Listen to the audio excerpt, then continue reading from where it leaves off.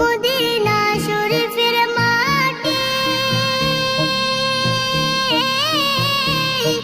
আমার চোখে মুখে বুকে মাখিও। এমন পবিত্র মাটি, এমন পবিত্র মাটি আমার নবীর রওজায়।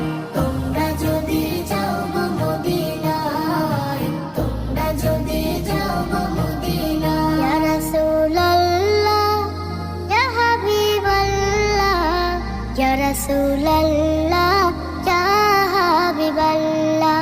মদিনা শরীফের মাঝে বেহেশতের বাগান আছে ও।